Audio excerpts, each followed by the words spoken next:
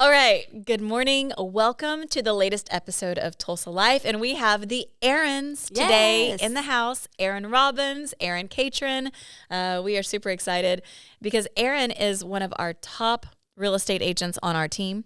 You've been on our team for a long time now. It's been some time now. How long have you been on the team? I have been on the team for 4 years. Oh my gosh. Okay, so everybody always asks me how long I've been in real estate, and I'm like, I always had to think about it and go, when did I start? And now people ask me how long have we had Erin Catron and Company, and we're hitting our 7-year mark. Which is wild. It's crazy. Yeah. So you've been here over half the time that we've even been in business. Because it was over 4 years, and it'll be my 5 years next spring. That's amazing. Yeah. That's awesome. And we love you, and we are so lucky to have you. So you are one of our leadership team members, and we value all of your input. So Erin is our in-house judgment call person. I love it. Even today in the morning meeting, I was like, okay, Erin, I'm going to defer to you because I get these things kind of mixed up sometimes.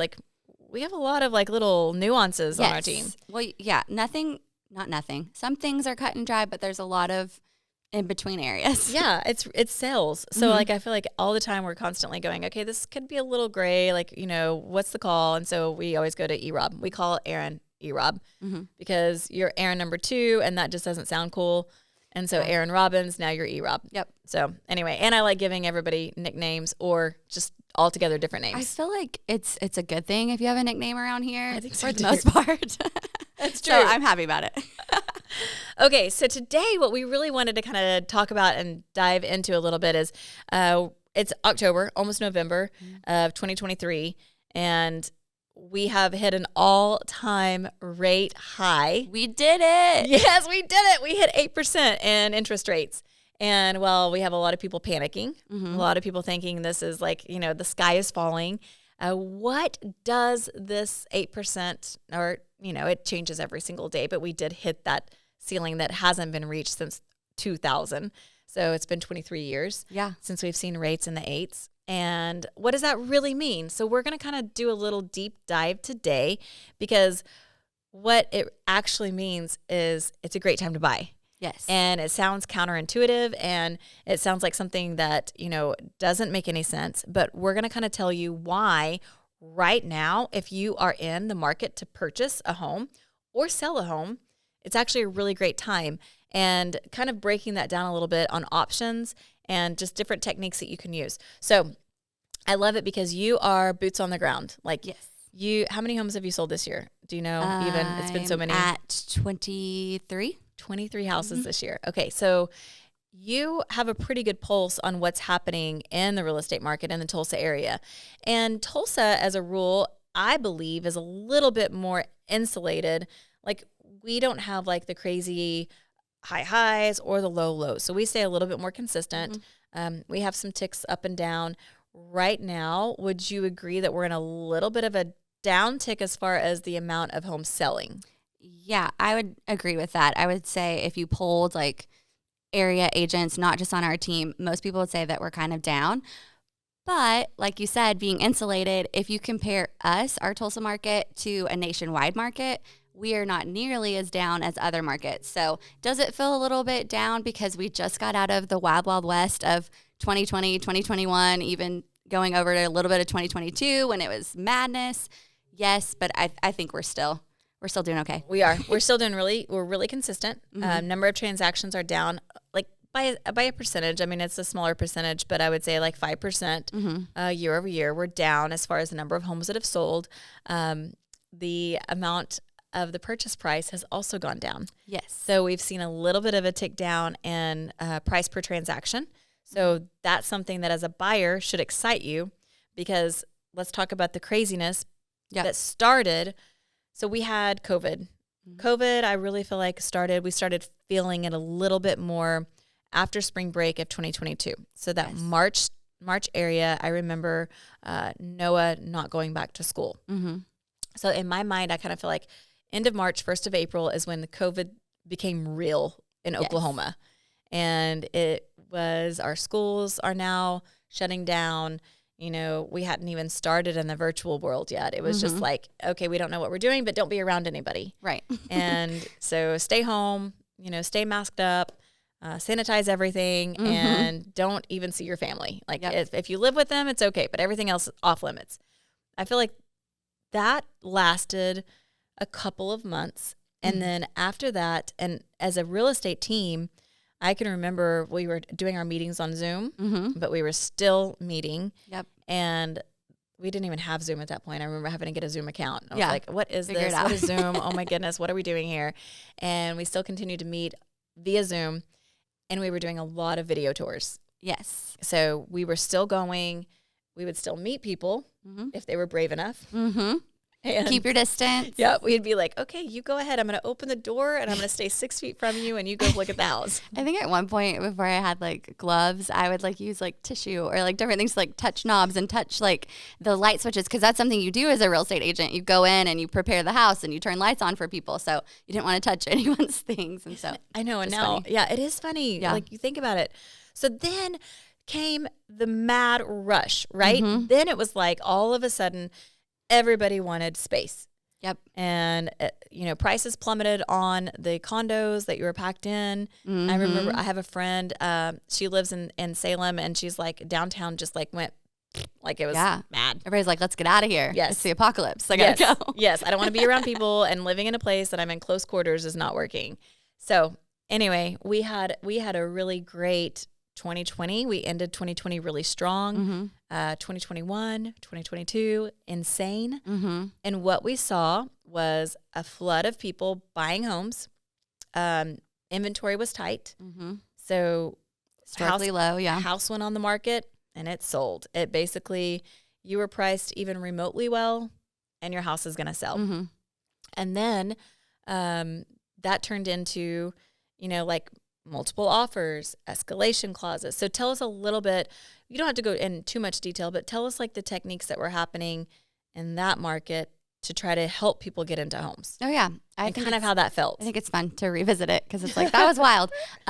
So techniques, kind of what Erin already touched on, an appraisal gap, which is you're getting a client to say, yes, I will pay more money than what this house appraises for, and I have that cash to give to a seller to ensure the seller can get above the market value on their home, just because there was so much competition. I mean, we were seeing on well-priced homes 20 plus offers, sometimes 40. And then people already were going above list price by 20 to 50,000, higher in other markets where it was more insane, but here that was a lot. And people were giving up inspections, saying, I'll just take it. I don't care. As is, where is. That, anything. If I find out something was wrong with it, too bad. I want it anyways. Yeah. I'm going to buy it. And then people were, what else? Oh, they were paying escalation clauses, which means that you're kind of saying, hey, I want it at this price, but if it goes up 20,000 more, I will go up 20,000 more, and I will escalate to that.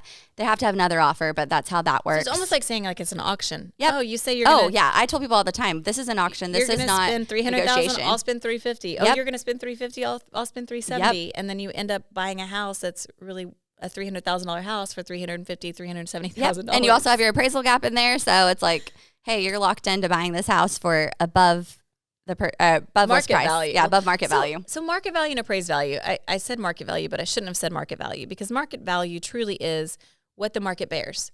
So like what somebody is willing to pay on an open market. So market value is going to be, for example, if it's a $300,000 house that appraises for $300,000, the reason it appraises for $300,000 is because other homes around there that have sold that are similar to that home. Did I say that right? Similar? You're very close. I'm close. I struggle with that word. Anyway, but they sell and they say this house should be worth $300,000. And then market value says, but there's no other houses for $300,000, or we have so many more buyers for this house that now this house is worth $370,000 market value. Yep. Appraised value, market value. Yep. So we had people market value paying way more than what the appraised value was for a home. Would you say, I was kind of thinking this, that market value is more of based on supply and demand, whereas appraised value is you got to have hard facts. You got to have actual homes that have sold for those numbers recently. So appraised value is data. It's data driven.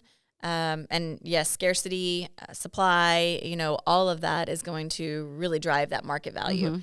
And I think there's also market value There's always those circumstances where somebody says, this is exactly the house that I want. Mm-hmm.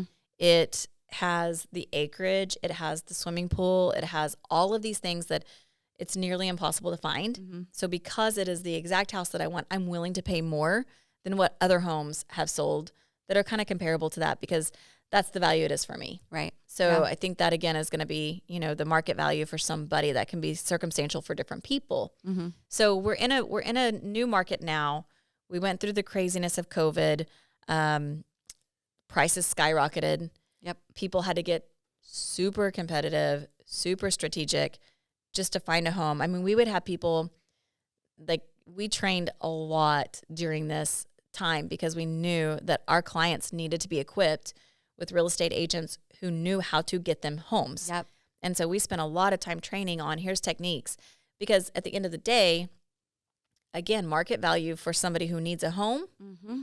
might be more than appraised value, on a house. And knowing that, hey, this is a family that they're going to be without a home. They've sold their house.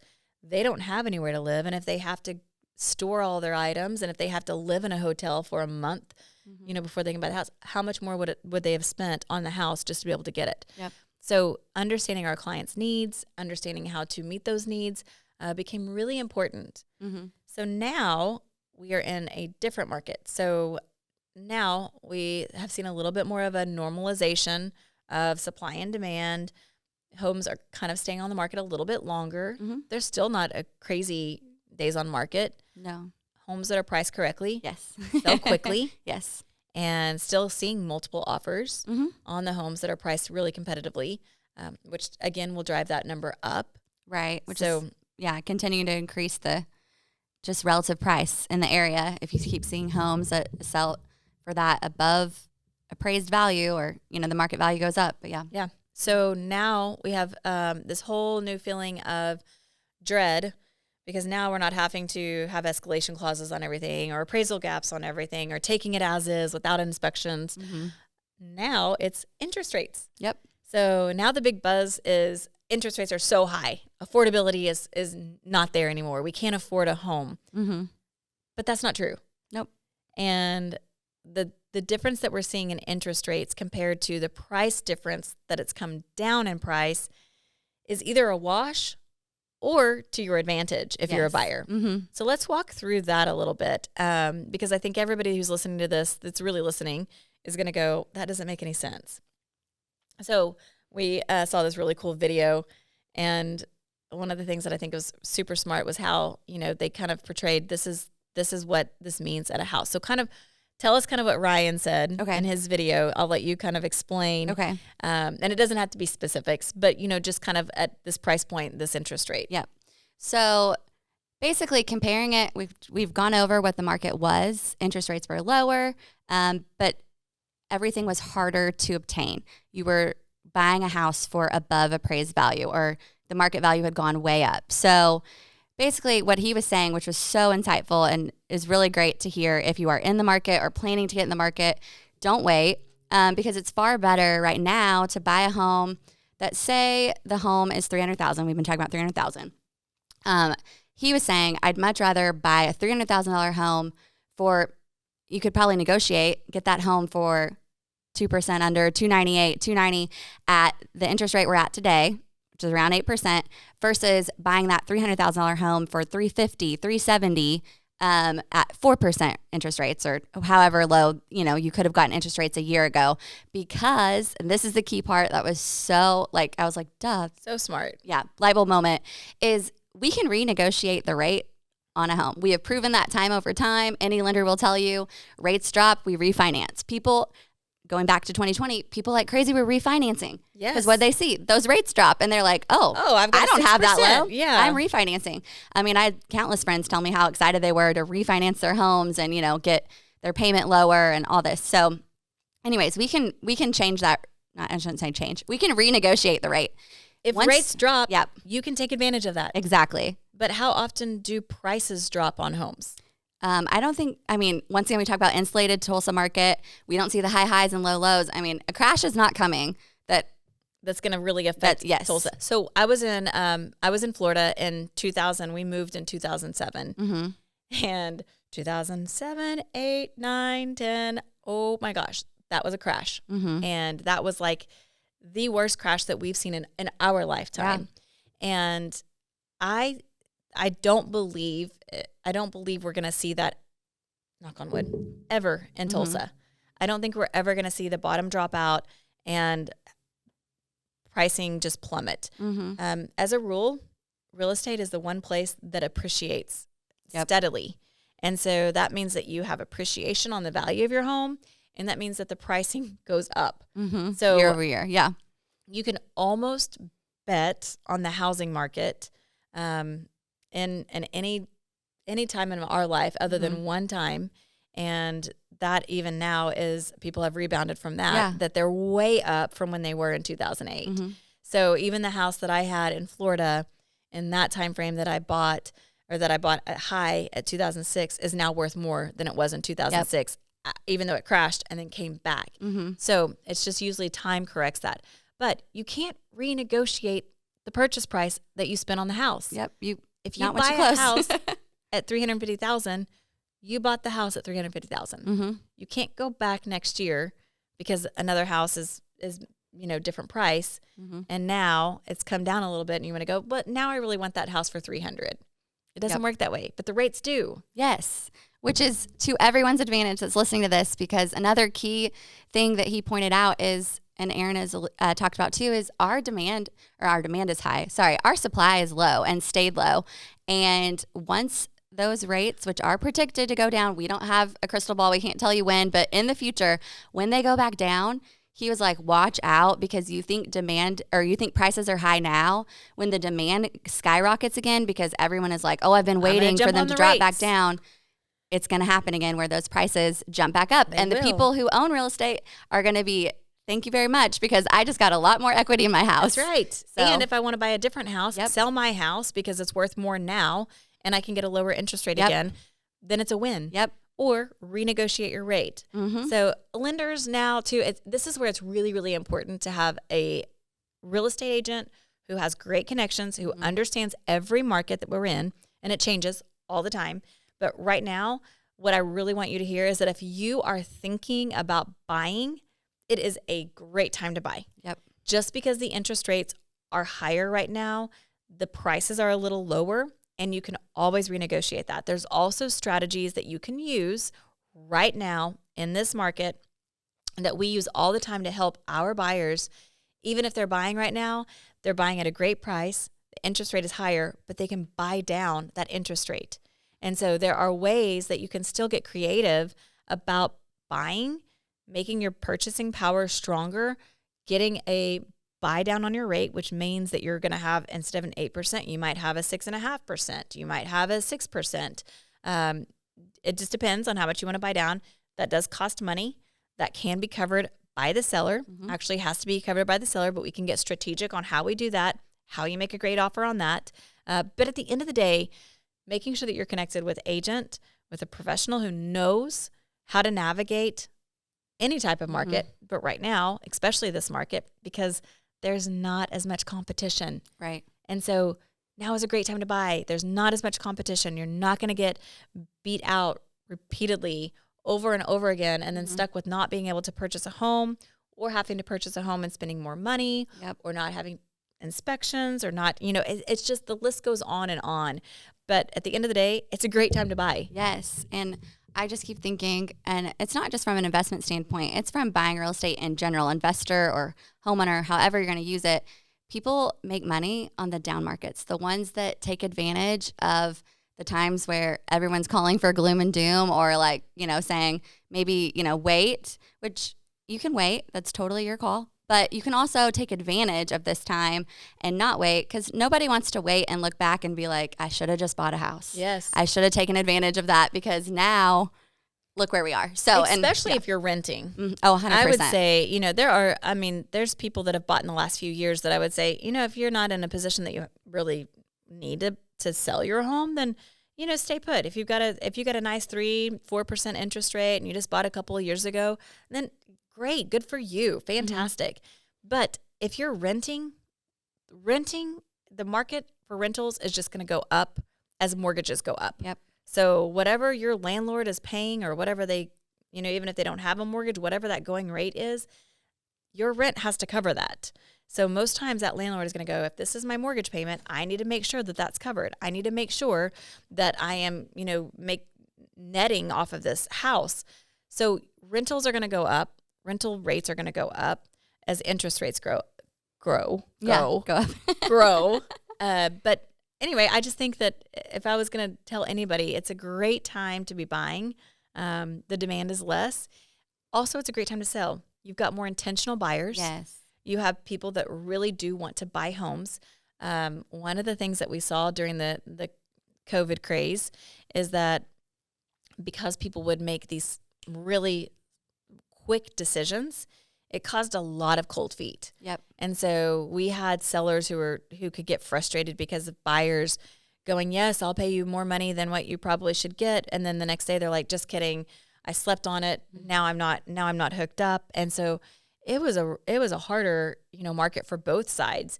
But buyers right now are very intentional. They're good, solid buyers. And, they really are looking at wanting to purchase homes. And I think the same thing about sellers right now. Mm-hmm. It's still a great time to sell. There's still plenty of buyers out there. But overall, I think that was a great message to get out today, that the 8%, if we are sitting around that 8, give or take a little bit, it's not the end of the world. And the sky's not falling. Right. It's nothing to be scared of. There's no reason for, alarm, because there's still advantage to be taken here. It's just how you see it. So I think perspective is such a big thing, and shout out to Erin and our team for the perspective that we keep through different markets. So now, since being here, I've been a part of a seemingly regular market, pre-COVID, COVID, and then now this one that's, a little bit different just because interest rates have gone up. So I think what's cool is our perspective is the same. Like, people are going to, they need to buy, they need to sell. There's always people who need to buy and sell houses, and let's be a resource for them. Let's help educate them, like do things like this to tell you, hey, it's not all bad. So I love that. Yeah. Well, thanks so much for being welcome. on. You're always such, I love it when you get to be on podcasts with me, because you've got great energy and you've got such great knowledge and information. So I'm lucky to be able to have you and pull you as a resource too. And we hope that this has been resourceful for you, and that if you have questions, reach out. Erin would be more than happy to help you. And as our team, we want to be a great resource, even if it's just answering questions and trying to help you navigate whatever it is that you're thinking or want questions more about interest rates, where they are, what that payment looks like. We've got great resources for that as well. So anything that you need, we're here. But hopefully you guys have a great day, and don't fret those interest rates.